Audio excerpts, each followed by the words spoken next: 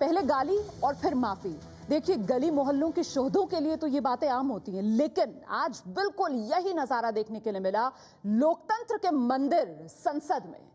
एक मंत्री साध्वी निरंजन ज्योति, जिन्होंने जो अल्फाज इस्तेमाल किए मैं वो नहीं बोल सकती हूं, हम आगे आपको अपनी रिपोर्ट में दिखाएंगे। बाद में उन्होंने उस पर माफी भी मांग ली, तो आप जरा रिपोर्ट देखिए, सुनिए, खुद गौर कीजिए उन अल्फाज पर जो साध्वी निरंजन ने बोले, और उसके बाद आप तय कीजिए कि क्या इन बेलगाम बोल के लिए माफी काफी है। ये आपको तय करना है कि दिल्ली में राम जादव की सरकार बनेगी या हराम जादव की सरकार बनेगी। आपको स्वयं फैसला करना है, आपको स्वयं फैसला करना है। साध्वी के ये गंदे बोल और उस बोल पर बजी ये तालियां सभ्य समाज के मुंह पर तमाचा है, लेकिन साध्वी की माने तो ये संत वचन है। मुझे लग रहा है मुझे पछतावा तो नहीं होना चाहिए। देश के साथ गद्दारी करने वालों का और शब्द क्या बोला जाएगा? यदि किसी को बुरा लग रहा है तो क्यों बुरा लग रहा है भाई?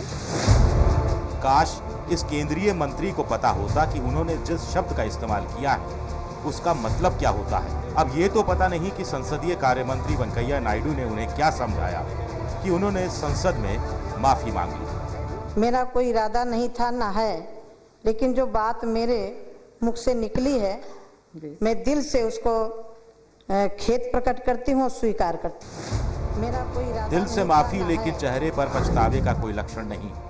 और माफी के ये बोल भी उन पन्नों से निकले हैं जिन्हें शायद किसी ने लिख कर दिया होगा। यहाँ पर सवाल ये भी उठता है कि जिसके दिल में ही नफरत भरी हुई है उसकी माफी पर कैसे एतबार करें। तो मैं तो ये मानती हूँ कि जब देश गुलाम हो तो मुट्ठी पर लोग बाहर के आए थे, वो सारे के सारे चले गए थे। यहाँ जितना भी है सब कन्वर्ट है। और मैं ये कह सकती हूँ कि इस धरती पर जो भी है वो राम की संतान है। पहरावे से साध्वी, पद से केंद्रीय राज्य मंत्री, लेकिन इस तरह की संकीर्ण सोच, आप क्या मानते हैं? एक मंत्री की ये माफी काफी है? अपने शब्द को वापस लेने का मतलब है कि धारा 153A में वो एक कॉग्निजेबल ऑफेंस को एक्सेप्ट किए हैं। अगर वो एक्सेप्ट किए हैं तो ये हाउस कोई नहीं होता उनको पार्डन करने वाला। पार्डन करने वाला देश की कानून व्यवस्था है। तो ये हाउस के अंदर क्योंकि उन्होंने एक्सेप्ट किया, एक FIR फाइल करे। केंद्र की सरकार को चाहिए कि उनसे इस्तीफा लेना चाहिए, और यदि वो इस्तीफा नहीं देती है तो केंद्र की सरकार को चाहिए कि उनको बर्खास्त करना चाहिए। मैं ये मानता हूँ कि ये गाली उन्होंने अपने आप नहीं दी है। इस सरकार में क्राइटेरिया यही है कि जो सेकुलर लोगों को, जो दूसरे धर्म के लोगों को गाली दे, उसकी उतनी तरक्की होती। जी, तो अब सवाल बड़ी बहस का आज बड़ा सीधा है कि जो बेलगाम बोल देखने के लिए मिले मंत्री साहिबा के, उसके बाद उनकी माफी भी सामने आ गई। तो इस तरीके की भाषा के लिए क्या माफी काफी है? क्या गाली देकर माफी काफी है? इसी मुद्दे पर हम बातचीत शुरू करेंगे। तमाम खास मेहमान मेरे साथ मौजूद हैं। हमारे साथ कांग्रेस की तरफ से रागिनी नायक हैं, बीजेपी से सुधांशु त्रिवेदी हमारे साथ मौजूद हैं, साथ ही मकसूदुल हसन कासमी जो चेयरमैन है ऑल इंडिया इमाम काउंसिल के, हमारे साथ हैं। और स्टूडियो में मेरे साथ देवेश उपाध्याय जी हैं, विश्व हिंदू परिषद के प्रवक्ता, और मेरे सहयोगी विजय विद्रोही हमारे साथ मौजूद है। बहुत बहुत स्वागत आप सभी का। सुधांशु त्रिवेदी जी, पहला सवाल मेरा आपसे है, सर इस्तीफा दे रही हैं साध्वी या फिर आपकी सरकार बस बर्खास्त करेगी साध्वी को?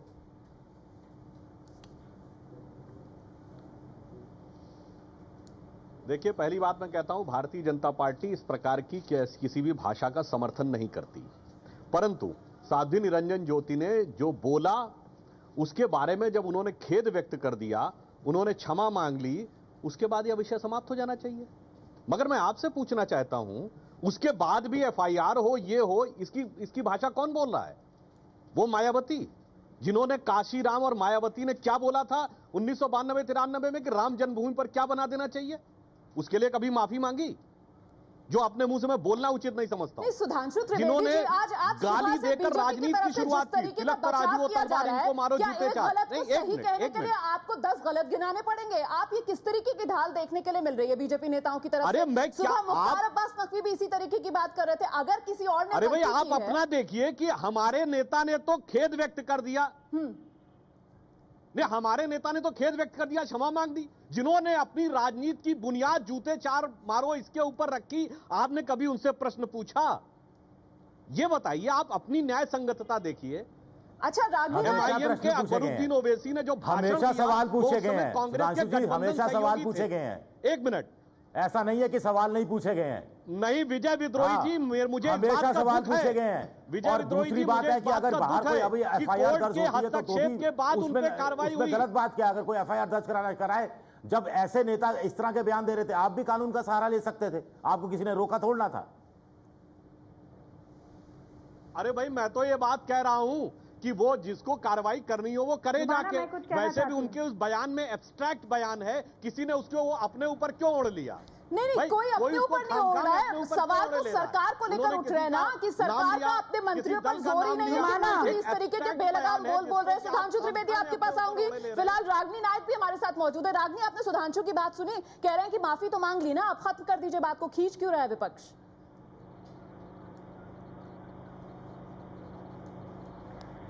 देखिए, बड़े ही आश्चर्यजनक बात है कि एक तरफ तो साध्वी माफी मांगती हैं संसद में, और यहाँ पर भारतीय जनता पार्टी के प्रवक्ता आकर कहते हैं कि ये तो बड़ा ही एब्स्ट्रैक्ट बयान था, किसी के ऊपर नहीं था, आप अपने ऊपर क्यों ले रहे हैं? तो या तो आपको क्षोभ है, दुख है, खेद है, या आपको इनमें से कुछ भी नहीं है और आप उस बयान के साथ हैं। तो कृपया विरोधाभासक बातें ना करें और एक अपना मत बताएं, एक स्टैंड पर रहें। अब दूसरी बहुत महत्वपूर्ण बात मैं पूछना चाहती हूँ यहाँ पर कि गलती एक बार होती है, 2 बार होती है, 3 बार होती है, यदि बार बार वही गलती होती है तो इसका मतलब है कि उस गलती के पीछे एक खास किस्म की मंशा है, एक खास किस्म की रणनीति है और एक खास किस्म का पाखंड है। मैं पूरी फहरिस्त गिना सकती हूँ भारतीय जनता पार्टी और RSS के नेताओं की, जिन्होंने बार बार मुंह में राम बगल में छुरी वाली कहावत को चरितार्थ करके दिखाया है और विपक्ष को अभद्र, निंदनीय और व्यक्तिगत आक्षेप और कटाक्ष का निशाना बनाया है। रागनी, आप किस ओर इशारा करना चाह रही हैं? खुलकर अपनी बात रखिए। रागनी नायक, किस ओर इशारा करना चाह रही हैं? आदित्यनाथ की बात करें आप। आपकी पार्टी में कोई नेता ऐसा बयान देता था, उसके खिलाफ क्या कोई कार्रवाई होती थी? बार बार राम के नाम का, और मैं एक मिनट मैं विद्रोही जी आपकी बात के ऊपर आऊंगी, मुझे बस 30 सेकंड का समय दीजिए। देखिए, बार बार राम के नाम का और धर्म के नाम का उपयोग करके, या मैं कहूंगी दुरुपयोग करके, राजनीतिक लाभ उठाने की एक लंबी प्रक्रिया रही है भारतीय जनता पार्टी और RSS की। तो इस इंसिडेंट को एक आइसोलेटेड इंसिडेंट की तरह नहीं देखना चाहिए, उस प्रक्रिया की एक कड़ी की तरह देखना चाहिए। ठीक है रागनी नायक, सुधांशु त्रिवेदी जवाब देना चाह रहे हैं। मैं सुधांशु जी आपके पास आऊंगी, लेकिन उससे पहले देवेश उपाध्याय जी हमारे साथ मौजूद है। देवेश जी, राम तो आस्था का विषय है ना, फिर बार बार उन्हें राजनीति में क्यों घसीटते हैं? देखिए, 4 दिन नहीं लगते इनको माफी मांगने में। आप शांत होंगे? ये देश राम का है, परवेश राम का है। इस देश का एक एक बच्चा और बूढ़ा राम का है। ये हमारे पूर्वज राम हैं। राम के बारे में कहाँ लिखा है? कहाँ लिखा है? ये सारे देश की संस्कृति राम से जीवित है। संविधान से चलता है ये देश, संविधान में लिखा है। राम के संविधान से चलता है ना देश। आपकी पहचान संविधान में लिखा है क्या? संविधान में लिखा है। मैं बताता हूँ। धर्मनिरपेक्ष बात लिखी है, सभी को अपनी धार्मिक आजादी का अधिकार है, धार्मिक स्वतंत्रता का अधिकार है, ये सब हमने तो ये पढ़ा। विजय जी सुनिए, मैं बताता हूं, ये देश राम का है और संविधान से राम का है। और आप अध्ययन कर लीजिए, इस देश के संविधान के प्रथम 2 पृष्ठों पर भगवान श्री राम का चित्र मौजूद है। लिखा क्या है? लिखा ये है राम का, जहां चित्र मौजूद है वह लिखा ये है कि देश राम का है, संविधान राम का है। और अच्छा। राम के बिना इस देश की पहचान नहीं है, कृष्ण के बिना इस देश की पहचान नहीं है। और राम के बारे में राजनीति से जोड़ना, ये जो कांग्रेस की मैडम कह रही हैं कि राम के नाम पर राजनीति करते हैं, अरे राम इस देश के प्राण हैं और राम के बिना ये देश की पहचान नहीं है। दूसरी चीज, हम संविधान, अगर मैं अपने आप को इससे अलग करना चाहूं तो मैं इस देश में रहने का अधिकार नहीं, आप देश में रहने का अधिकार है। आपके पूर्वज फांसी पर चढ़ा देना चाहिए। आपके पूर्वज कौन पूर्वज है आपके? अगर मैं इसे खारिज करता हूं देखिए, आपके पूर्वज इस देश के, आप डीएनए निकलवा लीजिए ना अपना। अरे छोड़िए ना डीएनए, अब संविधान से चलता है देश। संविधान में भी राम है, संविधान में भी राम मौजूद है। संविधान जो चल रहा है, यानी जो राम की पूजा नहीं करता वो क्या है? पूजा पद्धति अलग विषय है, पूजा पद्धति अलग विषय है, और राम इस देश के आधार है, ये अलग विषय है। आप क्रिश्चियन हो सकते हैं, आपकी पूजा का माध्यम चर्च हो सकता है, आप मुस्लिम हो सकते हैं, आप नमाज पढ़ सकते हैं, आप सिख होकर गुरु ग्रंथ साहब की पूजा कर सकते हैं, लेकिन इस देश में जो रहेगा वह राम को अपना आदर्श कहेगा, तभी वह देश का नागरिक है, अदरवाइज वो इस देश का नागरिक ही नहीं है। पहली बात तो ये भी तय नहीं है कि राम काल्पनिक थे या सच नहीं है। हाँ, सच था, तब ये भी काल्पनिक, ये भी तय नहीं है। ये जो आपने प्रश्न किया कि राम काल्पनिक थे, मिथक था या क्या था, ये भी तय नहीं है। ये तय है। अगर हमारे देश के अंदर करोड़ों वर्षों से एक परंपरा चली आ रही है, तो ये राजनीति का विषय क्या, ये हमने स्थापित नहीं की है। अगर कोई नहीं मानता इसको तो आपसे एक बड़ा सीधा सवाल कोई नहीं मानता तो राम तो मर्यादा पुरुषोत्तम थे ना, फिर राम का नाम लेकर इस तरीके की अमर्यादित भाषा का जहां इस्तेमाल हो रहा है, वीएचपी चुप रहेगी? क्योंकि राजनीतिक रोटियां वहां पर सेकने का मौका मिल रहा है। हम किसी अमर्यादित शब्द का कभी भी समर्थन नहीं करते। नंबर 2, तो खुलकर कहिए ना कि साध्वी जी ने जो बोला वो गलत बोला। मैं बताता हूं आपको, इस देश के अंदर सोनिया गांधी जी मौत के सौदागर कहे कुछ नहीं होगा, आजम का भारत माता को डाइन कहें कुछ नहीं होगा। कैसे नहीं होगा? हुआ ना उसका। कहां क्या हुआ? हुआ ना। कौन सी एफआईआर? कांग्रेस हार गई बुरी तरह से। नहीं, कांग्रेस हारे, बुरी तरह से हार गई। बीएचपी का राजनीति से कोई लेना देना आप मुकदमा कर देते, लेकिन आप मुकदमा कर देते ना। हमने किए, फिर हमारे मुकदमे चल रहे हैं। हमारा कहना है इस देश के अंदर राम को जो गाली देता है वही अपने को हाईलाइट करना चाहता है, और उसको ही जो है चैनल पर अच्छा, साध्वी के श्रीमुख से जो हरामजादा शब्द निकला उसको जायज मानते आप? रावणी शक्तियों में राम की शक्तियों में कैसे भेद किया होगा उन्होंने साध्वी जी ने, मैं तो नहीं जानता, लेकिन राजनीति में शब्दों की शुचिता होनी चाहिए, हम इसके समर्थक हैं। दूसरी चीज, कोई भी व्यक्ति इस देश के अंदर जो राजनीति कर रहा है, जिसको जनता ने चुनकर भेजा है, उस व्यक्ति के लिए आवश्यक है कि लोग उसको आदर्श मानते हुए, उसको प्रेरणा का स्रोत मानते हुए, उसके आदर्शों का पालन करते हुए जीवन चलाते हैं, और वह जो संसद में बैठा हुआ है उसकी और भी ज्यादा जिम्मेदारी बनती है। मैं आपको रोकना चाहूंगी, और मौलाना कासमी भी हमारे साथ मौजूद है। मौलाना कासमी साहब, आपने सुनी देवेश उपाध्याय वीएचपी के प्रवक्ता की बात, आप सहमत हैं उनसे? देखिए ये जो कह रहे हैं, ये राम का नाम ले रहे हैं, हमें ये मालूम है, दुनिया जानती है, इकबाल का एक शेर है राम के वजूद पर हिंदुस्तां को नाज। तो इससे तो किसी को इनकार ही नहीं है, मगर साउथ इंडिया में बहुत से लोग राम के मुखालिफ हैं, बहुत से हिंदू राम के मुखालिफ हैं। ये बड़ी अजीब सी बात है। और ये राम के अपने आप को, राम के आदर्शों पर चलने वाले बताते हैं, क्या राम ने मार काट करने की इजाजत दी है? नहीं, मोहम्मद साहब ने मार काट की थी। मोहम्मद साहब का इतिहास पढ़ के देखिए खान साहब, उन्होंने मार काट की थी। उनका जो इतिहास है, उन्होंने अपने इस्लाम को स्थापित करने के लिए उन्होंने लोगों को, उन्होंने कई लड़ाइयां लड़ी हैं, और सारा उन्होंने कई लड़ाइयां लड़ी, और लड़ाई लड़ने के बाद लोगों को इस्लाम स्वीकार कराने का काम किया। बीच में बोलना अनकल्चर्ड लोगों का काम है, ये तहजीब नहीं है बीच में बोलना। बात पूरी कीजिए, फिर मुझे बोलने दीजिए, उसके बाद आप अपनी बात पूरी रखिए। मैं ये अर्ज कर रहा हूं कि जो लोग राम का नाम ले रहे हैं, राम को यही लोग बदनाम कर रहे हैं। सुधांशु त्रिवेदी, क्या ये सत्ता का नशा होता है कि बड़बोला बना देता है, बेलगाम बोल जुबान से अपने आप निकलने लगते हैं?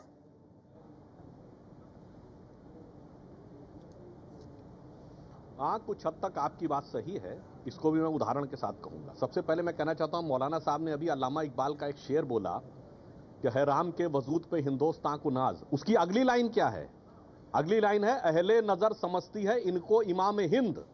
या अल्लामा इकबाल ने लिखा, इमाम Hind means God of the land. और जिस दौर में अल्लामा इकबाल ने यह शेर लिखा था, तब तो पाकिस्तान और बांग्लादेश भी भारत का हिस्सा था। मंत्री भी आए। और मैं पूछना चाहता हूं कांग्रेस के भी नेताओं से, भारत का एकमात्र नेता जिसकी समाधि पर राम का नाम लिखा है, तो वो कौन है? महात्मा गांधी हैं।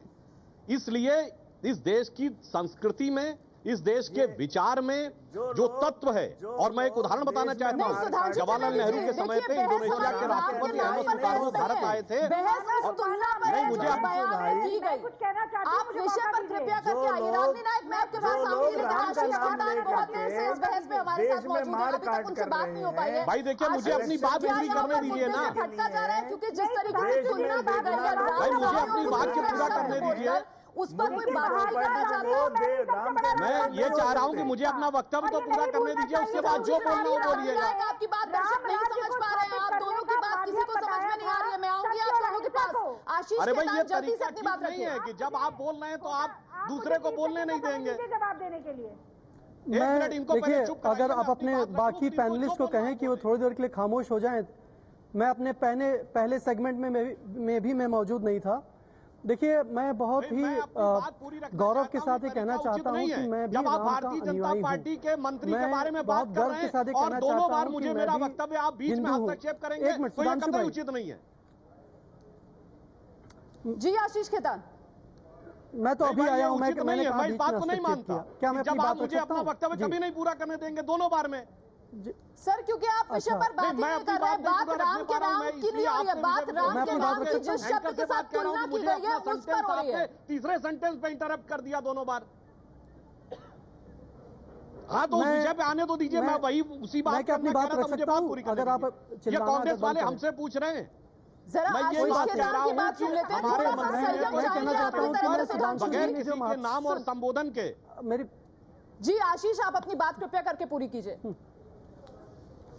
देखिए, सुधांशु जी ने महात्मा गांधी की बात करी। महात्मा गांधी भी राम के भक्त थे, मेरे जैसे लोग भी राम के भक्त हैं, और मैं एक बहुत गौरव के साथ कहना चाहता हूं कि मैं राम का भक्त हूं। लेकिन मुझे बहुत ठेस पहुंची है, और मेरे राम को, मेरे धर्म को बहुत ठेस पहुंची है जब राम शब्द, मेरे ईश्वर का नाम, एक ऐसे वक्तव्य में लिया गया है जिसमें गाली थी, जिसमें गाली गलौज थी, जिसमें इतना गंदा शब्द था जिसको हम और आप यहाँ टीवी चैनल पर रिपीट भी नहीं कर सकते हैं। महात्मा गांधी की बात हुई, बहुत अच्छी बात है। क्या महात्मा गांधी और महात्मा गांधी के फॉलोअर्स कभी इस तरह की शब्दावली का प्रयोग कर सकते थे, वो भी राम का नाम जोड़ के ऐसे वक्तव्य में? दूसरी बात, जब भी चुनाव होते हैं, चुनाव के ठीक पहले बीजेपी इस तरह की भाषा का प्रयोग करती है जिससे सांप्रदायिक तनाव बढ़े, हिंदू मुस्लिम डिबेट को करना चाहते हैं। आज आम आदमी पार्टी मुद्दों पर बात कर रही है। दिल्ली की जनता चाहती है महंगाई, भ्रष्टाचार पर कैसे रोक लगेगी, दिल्ली का विकास कैसे होगा, उस पर अगर केंद्र के मंत्री बात ना करके राम शब्द के साथ इतने आपत्तिजनक भाषा का प्रयोग करते हैं तो ये बहुत ही चिंता की बात है। और मैं कहूंगा कि इस पर सरकार को स्पष्टीकरण देना चाहिए। ठीक है सुधांशु त्रिवेदी, क्या ये राम के नाम के साथ खिलवाड़ नहीं? हालांकि हमारी चर्चा का विषय राम का नाम है ही नहीं, चर्चा का विषय वो भद्दी तुलना है जो राम के नाम के साथ की गई। कृपया करके विषय पर आप अपना स्पष्टीकरण दीजिए। देखिए जी बिल्कुल, अभी आशीष खेतान जी ने जो कहा मैं उसके भी एक सेंटेंस बोलूंगा, फिर रागिनी जी ने जो बोला उस पर भी बोलूंगा। जब से एनडीए की सरकार आई है, भैया आपने प्रश्न मुझसे पूछा या किसी और से पूछा है? जी आप जवाब दीजिए सुधांशु त्रिवेदी। मौलाना कासमी मैं आपके पास आऊंगी। सुधांशु जी, इस देश,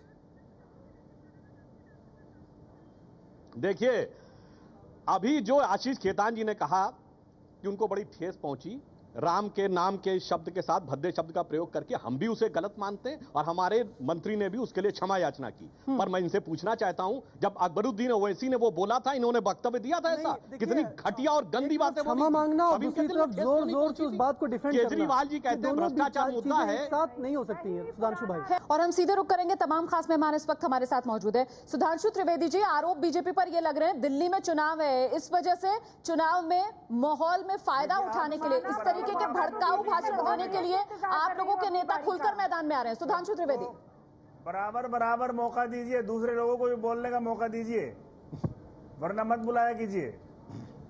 आप 3 बार सुधांशु जी के पास करना चाहूंगा। जागनी नायक, कासमी साहब, आप दोनों बार बोलते हैं और सुधांशु त्रिवेदी अपनी बात पूरी नहीं कर पा रहे हैं। एक बार उन्हें अपनी बात पूरी कर लेने दीजिए, उसके बाद मैं आप दोनों के पास आऊंगी। जी सुधांशु जी। अरे बात हमारी भी बहुत लंबी है, हमें भी पूरी करनी है अपनी बात। देखिए जी बिल्कुल करिएगा, जैसे मैं अपने संक्षिप्त में अपनी बात पूरी करता हूं, पूरी करिएगा। देखिए जैसे कहते हैं ना सांप्रदायिक मुद्दा हम बनाते हैं चुनाव के समय, तो भाई केजरीवाल जी ने कहा था सांप्रदायिकता बड़ा मुद्दा है भ्रष्टाचार के मुकाबले बरेली में जाके, उसको छोड़िए।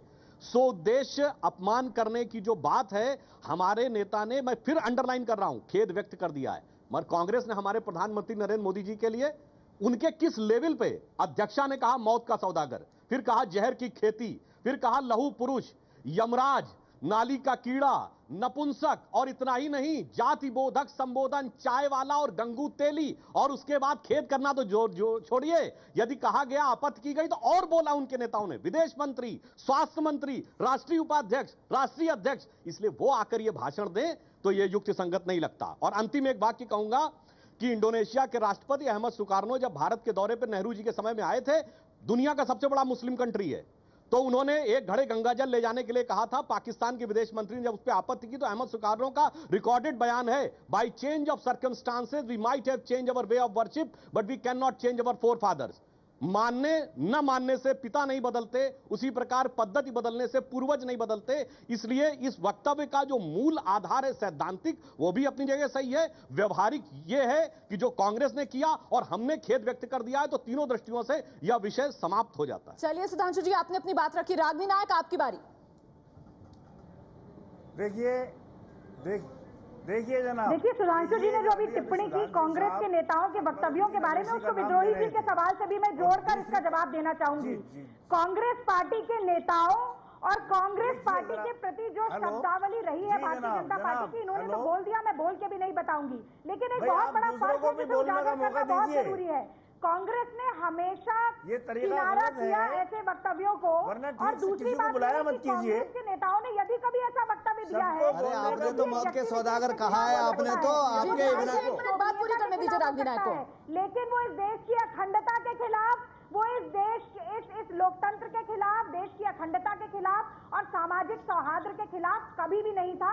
ये बहुत बड़ा फर्क है, इसे समझने की जरूरत है। दूसरी बात, यहाँ पर महात्मा गांधी का नाम ले रहे हैं सुधांशु जी, बड़ी खुशी हो रही है मुझे, लेकिन महात्मा गांधी ने ही ये पाठ पढ़ाया था, ईश्वर अल्लाह तेरो नाम, रघुपति राघव राजा राम, उसे मत भूलिए। और ये महात्मा गांधी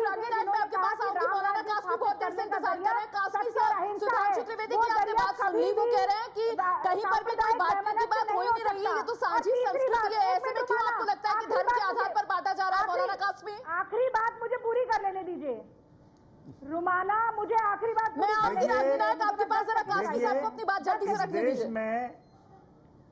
10 सेकंड दीजिए भाई, दूसरों को भी बोलने दीजिए। इस अभी सुधांशु त्रिवेदी साहब, अकबरुद्दीन का नाम इन्होंने लिया। अकबरुद्दीन ने घृणा आमेज बातें कही थी और उसके पूरे देश ने निंदा की थी, मुसलमानों ने निंदा की थी। अकबरुद्दीन जैसे ही लंदन से एयरपोर्ट पे पहुंचा, वो अरेस्ट कर लिया गया और 3 महीने तक वो जेल में रहा।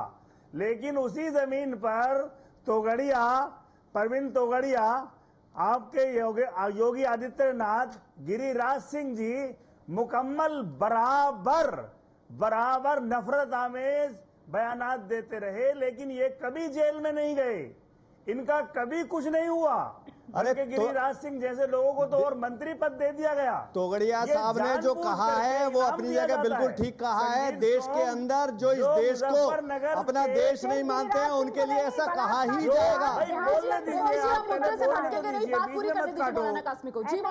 जो आदमी मुजफ्फरनगर के फसादात का मुलजिम है, उसको आगरे में अवार्ड दिया गया, फिर मुरादाबाद में आप जो आरोप लगा रहे हैं उस पर हम सुधांशु त्रिवेदी से जवाब लेंगे, लेकिन पहले आशीष खेतान हमारे साथ मौजूद है। आशीष खेतान, बरेली में जाकर क्यों सांप्रदायिकता की बात करते हैं अरविंद केजरीवाल, और फिर आप लोग सवाल उठाते हैं अगर राजनीति में इस तरीके की बयानबाजी होती है तो? आशीष खेतान